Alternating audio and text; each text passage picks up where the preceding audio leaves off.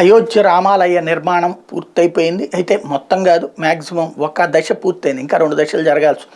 జనవరిలో ప్రారంభోత్సవానికి ముందు రకరకాలైన అద్భుతమైనటువంటి అంశాలు ఉన్నాయి. అందులో ఉత్తరప్రదేశ్లోని అయోధ్యలో రాముడి విగ్రహ ప్రతిష్టాపనకి జనవరి 22వ తేదీ మధ్యాహ్నం 12:30 గంటల సమయంలో మంచి ముహూర్తం ఉందని జ్యోతిష్కులు చెప్పారు. 84 సెకండ్ల పాటు శుభగడియలు ఉన్నాయని, ఆ సమయంలో ప్రతిష్టాపన జరిగితే దేశం పేరు మారుమోగిపోతుందని పేర్కొన్నారు. ఆ రోజు మధ్యాహ్నం 12 గంటల 29 నిమిషాల 8 సెకండ్ల నుంచి 12 గంటల 30 నిమిషాల 32 సెకండ్ల మధ్య అత్యంత శుభగడియలు ఉన్నట్టు చెప్పారు.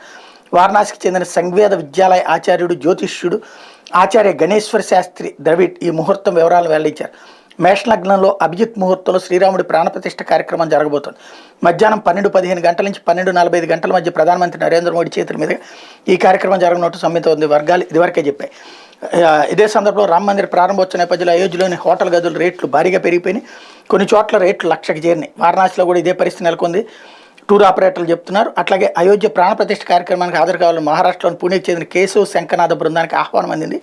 ఈ బృందానికి నేతృత్వం వహించే నితిన్ మహాజన్కి శ్రీరామ జన్మభూమి తీర్థక్షేత్ర ట్రస్ట్ ప్రధాన కార్యదర్శి చంపత్రాయ్ ఆహ్వాన పత్రిక పంపించారు. ఈ బృందానికి చెందిన 111 మంది అయోధ్యకు వెళ్లి అక్కడ శంఖనాదం చేయబోతున్నారు. మరోవైపు అయోధ్యలోని శ్రీరామ మందిర ప్రారంభోత్సవానికి నేపాల్ నుంచి కానుకలు అందబోతున్నాయి.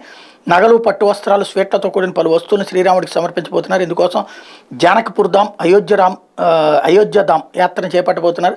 జనవరి 12ని యాత్ర ప్రారంభమై 20న కానుకలను శ్రీరామ జన్మభూమి రామ మందిర్ ట్రస్ట్కి అందించడంతో ముగుస్తుంది.